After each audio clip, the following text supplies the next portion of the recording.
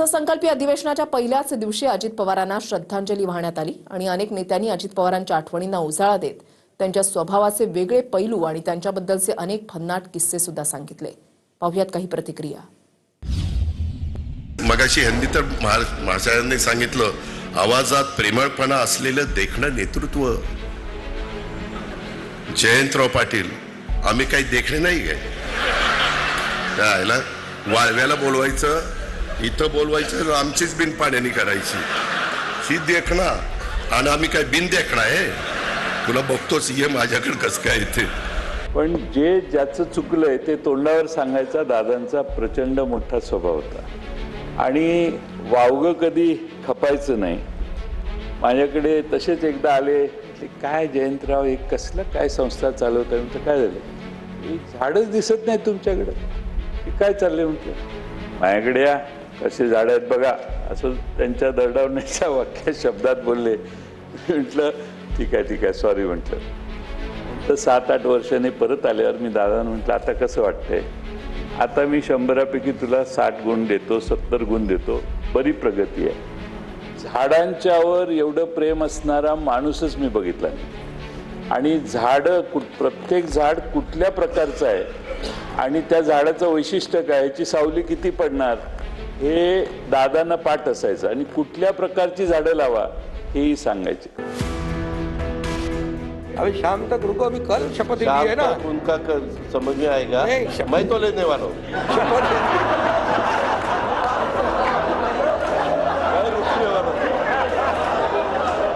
दादा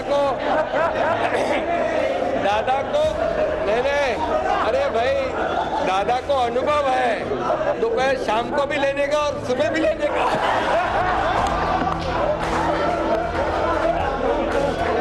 कोण कुठल्या पदाची शपथ घेणार असं पत्रकार सारखं विचारत होते।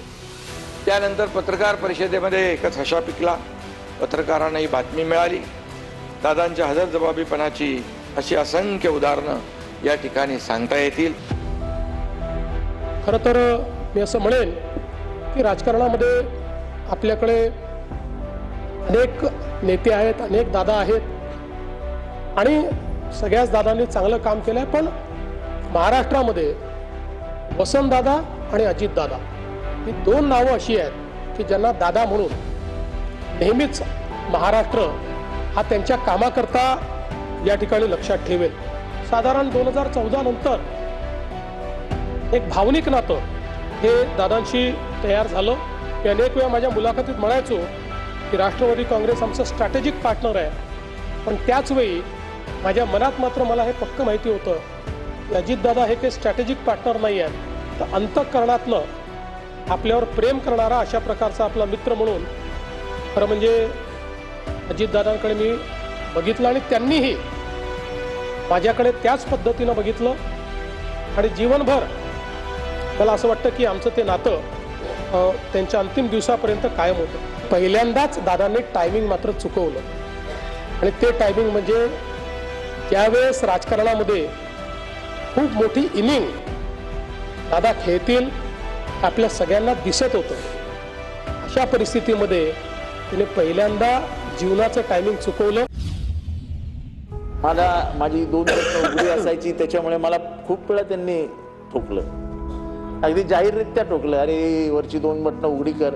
आणि मी त्याच्याच उत्तर द्यायचो की 2 बटणं काय बघता, आतमधलं हृदय बघा आणि हृदयात कोण आहेत ते बघा, हृदयात फक्त निष्ठा आहे। त्यामुळे अजितदादांचं आणि माझं स्पष्टपणाने सांगायचं झालं तर 2019 नंतर थोडंसं वितुष्ट, पण ते वितुष्ट निष्ठेने आलं। माझं व्यक्तिगत त्यांच्या विरुद्ध काहीच नव्हतं। एका प्रकरणात, सहकारी बँकेच्या प्रकरणात त्यांना राजीनामा त्यांनी स्वतःहून ठरवलं मी राजीनामा देतोय, बरोबर होतो। आम्ही दोघं राजीनामा द्यायला गेलो आणि राजीनामा देत असताना त्यांच्या डोळ्यात आलेले अश्रू आणि त्यांनी माझा पकडलेला हात, गोष्ट मी कधीही विसरू शकत नाही। कोणाला काय म्हणायचं असेल ते म्हणा, पण त्यांच्यावर झालेल्या खोट्या नाट्याना आरोपाने ते प्रचंड व्यथित असायचे। जेव्हा माझ्यावर एकदा आरोप झाला, एका बाईने आरोप केला आणि माझ्यावर 354चा गुन्हा दाखल झाला, तेव्हा सगळी कामं बाजूला ठेवून पहिल्यांदा माझ्या घरी येणारा माणूस अजित पवार। आणि तेव्हा ते आणि मी बाजूला बसलो आणि तेव्हा ते म्हणाले, जितेंद्र खरं आहे, एखादा खोटा आरोप झाला की त्रास आपल्याला होतो आणि आपल्या कुटुंबियांना होतो, बाकी त्यांना मजा असते. काही जण सकाळी टाकायला सुरुवात करतात, मी कामाला सुरुवात करतो. वाईट आहे का? उगीच चंद्रावर जाऊन वाटोळ करण्यापेक्षा लोकांची कामं केलेली भलं नाही का? वेळ म्हणजे कदाचित घड्याळ आणि वेळ म्हणूनच त्यांची ती निशाणी होती की काय कळत नाही. कारण दादा 11 वाजता येणार म्हणजे 11 वाजता बरोबर त्यांची गाडी दारात उभी असलीच पाहिजे. बरं, आल्यानंतर विषय घेऊन यायचे, ते विषय झाल्यानंतर फापट पसारा जास्त न करता काम झालं का बरं सेम साहेब मी निघतो. आमची मुलगी इथं आमदार आहे, त्याच्यामुळं बापाच्या नात्याने तिला काही पैसे मी कमी पडू देणार नाही, तुम्ही काही काळजी करू नका. ते भूमिपूजन केलं, तिथं टिकाव टाकला, ते खाली उतरलो, तो चौक आहे तिथला कोपऱ्यातला दगड पडला. ते कलेक्टरला दाखवलं, इथं दगड कसा पडला. एवढे नाही जागा दुरुस्त करून घेते. ब्रिटिशांच्या काळातले 100 वर्षापूर्वीचे पूल पडत नाही, आपलंच काम कसं लगेच पडतं. जराशे जरी रागवले ओरडले तरी माहिती असायचं की हे वडील जसे आपले ओरडतात, चांगलं काम करण्यासाठी आपल्याला सूचना देतात, त्या पद्धतीनं आहे. पण अनेकांनी त्याचा उल्लेख केला की ते थोडं ओरडून बोलले म्हणजे आपलं काम झालं. वाईट वाटलं असेल, उलट आम्हाला आनंदच वाटायचा की बोलले म्हणजे मी जवळची आहे, बोललो म्हणजे मी जवळचा आहे. माझ्या कारकिर्दीत विभागात चांगल्या झालेल्या कामाची चर्चा ही त्या मानाने कमी झाली आणि विनाकारण नको त्या गोष्टीची चर्चा करून मलाही बदनाम करण्यात आलं. दुर्दैवाने माझं जलसंपदा विभागाला पण बदनाम करण्यात आलं. माणसं असताना त्यांचं महत्त्व कळत नाही, माणसं गेल्यानंतर कळून उपयोग नसतो. अलीकडच्याच काळामध्ये अजितदादांचं एक वक्तव्य आहे की ज्यांनी त्यांच्यावर 70,000 कोटीचे घोटाळे केले त्यांच्यासोबत ते आज सत्तेत आहेत. हे मी का सांगतोय की एखादी व्यक्ती असते तेव्हा तिला आपण जीव नकोचा करतो, एवढं इतकं त्याला बदनाम करतो की नको तो जीव, आणि मग तोच आपल्यातनं गेल्यानंतर तो अचानक आपलासा वाटायला लागतो. मला असं वाटतं की या निमित्ताने आपण सगळ्या जणांनी एक मर्यादा पाळण्याची गरज आहे. कोणाला किती बदनाम करायचं, आयुष्यातून खरंच किती उठवायचं, तोही माणूसच आहे. अजितदादांचं एक वैशिष्ट्य म्हणजे त्यांनी ते कधी खचून नाही गेले. एखादा दुसरा माणूस असता तर तो खचून गेला असता. त्यांनी कधी त्याच्याबद्दल माझ्याकडे देखील कधी असं हे नाही केलं की आता काय करायचं, एवढं सगळं माझ्यावरती आरोप नाही. त्यांनी त्या सगळ्या आरोपाला आपल्या कामातून उत्तर दिलं, आणि त्या कामातून उत्तर असं दिलं की तेव्हा तत्कालीन आमचे जे सहकारी होते, ज्याने आरोप केले होते, त्यांनी सुद्धा त्यांना सहकारी म्हणून स्वीकारलं आणि आम्ही सुद्धा त्यांना सहकारी म्हणून स्वीकारलं. तो जिल्हा वेगळा आणि खाली लिहिलंय कोल्हापूर, ते शेवटी बाजूला ठेवले. असं नाही चालत. ज्यावेळेस अजित पवार तुम्हाला 100 कोटी रुपये देतो, अजित पवार काय त्याच्या घरचे देत नाही. सरकारचा निधी आहे, जनतेचा निधी आहे, आणि जो तुमच्या हाताखालचा आहे त्याला बघायला लावा. जो चुकलेला असेल त्याला सस्पेंड करा. तुम्ही 150 कोटी मागता, चुका करणार आणि मला 150 कोटी मागणार, मी काय पैसे द्यायला मोकळा बसलोय? मी बरोबरच बोलतो. महाराष्ट्राला माझं जरा कठीण वाटतं पण बरोबरच असतं. दादांचा स्वभाव असेल थोडासा तापट असेल, एक तर त्यांच्या आवाजात एक नैसर्गिक भारदस्तपणा होता, त्याच्यामुळे त्यांच्या समोर अधिकारी सुद्धा थोडेसे असे वचकून असायचे.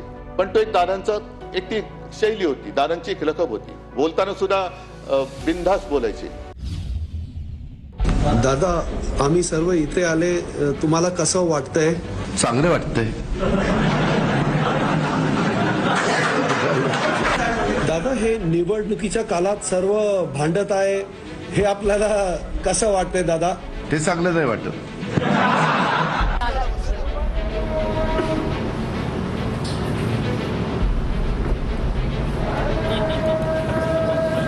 हे टीव्ही वाल्याचं फार अवघड झालं.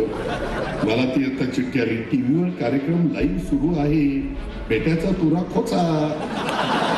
आता मला काही डोळे असे आहेत माझ्या पेटाचं समजूती झाली, खऱ्याची दुनियाच राहिली नाही. बरं, मी बोललो की बघा अजित पवार कसा बोलतो, काय खरं ते बोलतो, काय चुकीचं बोलतो, मला तर काही कळत नाही. हा, तर इथून पुढे असं कर बाळासाहेब, कुठं सभा असली की आरसा असायला होत. अरे हा पवार साहेब, अरे थांब रे बाबा, दादा पादा थांब. त्याच्यामध्ये अगं बघ ना, आता मी विचारतो काय इतका हजर जबाबीपणा हा आपण बघितला. अध्यक्ष महाराज, एका कार्यक्रमामध्ये एक उपोषण सुरू होतं, त्यांचा राष्ट्रीय अध्यक्ष कोण व्हायचं. एक पत्रकार मधामधा बोलत होता, दादा दादा दादा, अरे तू थांब रे दादा पादा असं म्हणत ते वाक्य पूर्ण केलं. पण तेव्हाचा तो व्हिडिओ जेव्हा सुप्रियाताई या अजितदादांच्या पाठीवर हात लावत आहे, तुम्ही बघा की बहीण भावाचं नातं त्या बॉडी लँग्वेजमध्ये अध्यक्ष महाराज आपल्या लक्षात येतं. आम्ही तुम्ही तेवढी एकूण मतं घेत नाही, तेवढा डिफरन्स, तेवढा फरक, तेवढा अंतर हे राहिलंय अध्यक्ष महाराज. 2019च्या निवडणुकीत 1,65,265 मताच्या अंतराने विजय प्राप्त करणं म्हणजे एखाद्या मतदारसंघात जनतेचा विश्वास कसा प्राप्त केला, हृदयामध्ये स्थान कसं निर्माण केलं, हे आपण अध्यक्ष महाराज समजू शकतो. ज्यावेळेस आमच्या हातात जी काही सूत्र आहेत ती आली, आम्ही मागं पुढे बघितलं नाही, आम्ही रडत बसलो नाही. ते होणारच नाही, बघू रे नंतर, असं कधी सांगितलं नाही. काम सांगितल्यावर लाभ फोन, आणि तिथं अधिकाऱ्याला काय करतोस, होतंय का नाही, तुझ्या हातात नसेल तर वर फोन लावतो. की मुंबईतल्या गिरणी कामगारांना सभापती महोदय शासनाने घरं दिली. मला वाटतं पृथ्वीराज बाबा तेव्हा मुख्यमंत्री या राज्याचे होते. परंतु गिरणी कामगारांना द्यायला 12-15 लाख रुपये गिरणी कामगारांकडे नव्हते. आणि मग ते गिरणी कामगार माझ्याकडे आले, मला म्हणाले मुंबई जिल्हा बँकेच्या माध्यमातून आम्हाला हे 12 लाख रुपयाचं त्या ठिकाणी कर्ज द्यावं. आता बँकर म्हणून मलाही ती अडचण होती. मी दादांची वेळ घेतली. मी दादांना सांगितलं, दादा आपण गिरणी कामगारांना घरं तर दिलेत, परंतु ते बघत राहणार का त्या घरांकडे, ते घर घेऊ शकत नाहीत कारण त्यांच्याकडे 12 लाख रुपये द्यायला नाहीयेत, आणि मी द्यायला तयार आहे. बघ म्हणाले प्रवीणराव काय केलं पाहिजे, कुणालाही नावाने अगदी असंच बोलायचे. मी म्हटलो दादा 2 पर्याय आहेत. एक म्हणजे त्यांना ते घर त्या ठिकाणी भाड्याने द्यायला परवानगी द्या. दादा बोलले काहीच अडचण नाही, घर भाड्याने दिले तर त्यांना 12-15 हजार रुपये भाडं येईल, म्हणजे घेतलेल्या कर्जाचा हप्ता त्यातनं निघून जाईल. आणि दुसरं को बॉरोवर म्हणजे सहकर्जदार करायला त्या गिरणी कामगारच्या मुलाला, मुलीला, नातवाला त्या ठिकाणी परवानगी द्या. दुसऱ्या क्षणाला दादानी बोलले हो दोन्ही निर्णय करणं आपल्याला शक्य आहे. तशा प्रकारचा GR त्या ठिकाणी सतेज भाऊ काढला. आज 7,000 गिरणी कामगारांना मुंबई जिल्हा बँकेनं जे काही पैसे दिले ती सर्व दादानी घेतलेल्या निर्णयामुळे आम्हाला देणं शक्य झालं. 26 जानेवारीचा फोटो बघा अध्यक्ष महोदय, झेंडावंदन झालेलं होतं प्रजासत्ताक दिनाचं, आणि त्यांनी सॅल्यूट मारलेला आहे. आणि ते केस त्यांना कमी आली की एक दिवस एक आमदारांनी त्यांनी हे ट्रान्सप्लांट केलं होतं. त्याला म्हटले त्याला बोलव, त्यांनी बोलवलं आणि सांगितलं कुठे केलं, ते म्हटलं मी दुबईला केलं. म्हटलं दादा तुम्ही काय करत नाही, केस असले तरी मी देखला आहे का नाही. आणि खरोखर ते बघा 26 जानेवारीचा फोटो मला वाटतं ती परमेश्वर दिसत लागली. मी त्यांच्या आत्म्याला शांती करावी.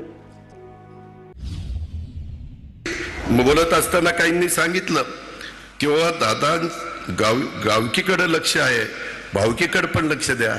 भावकीकडे लक्ष दिलं म्हणूनच तू आमदार झालास. बरंच वाटले, बरंच वाटले. हॅलो काय दादा मागून काहीतरी बोलून गेले. बरंच वाटले. हॅलो काय दादा मागून काहीतरी बोलून गेले. मला ते म्हणायचे की रोहित तुझ्या झिपऱ्या वाढल्यात, जरा झिपऱ्या कमी कर.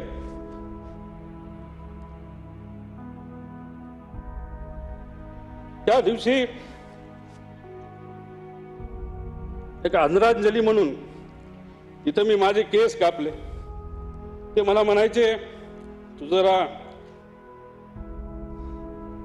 शारीरिक वजन वाढले, तू जरा शारीरिक वजन कमी कर पण राजकीय वजन वाढव.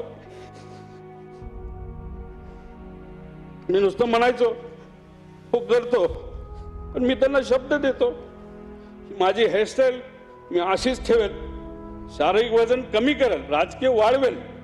पण एक गोष्ट मात्र खरी, ते मला म्हणायचे वरचं बटन वरपर्यंत लावत जा, पण काकांना एक सांगायचंय 40-50 वर्षानंतर मी जेव्हा तुम्हाला भेटेल तोपर्यंत मी बटन असंच उघडं ठेवणार, त्यावेळेस मात्र तुम्हाला भेटल्यानंतर हे बटन मी त्या ठिकाणी लावेल. दादांच्या अपघातात जो कोणी जबाबदार असेल, जो कोणी दोषी असेल त्याला तुरुंगात टाकल्याशिवाय आणि शिक्षा दिल्याशिवाय आम्ही तर त्या ठिकाणी शांत बसणार नाही.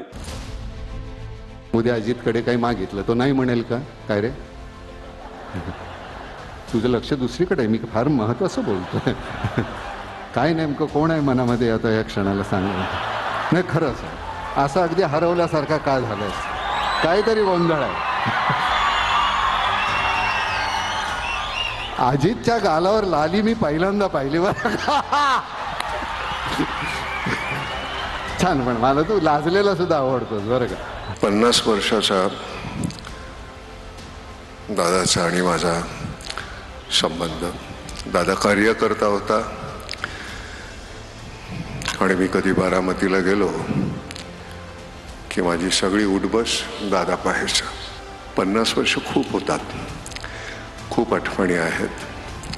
फक्त हेच आहे, इतकी मंडळी आज जमली आहेत ह्या शोकसभेच्या ठिकाणी. दादाचा आज 75वा वाढदिवस साजरा करायला आपण जमलो असतो तर जास्त बरं वाटलं असतं.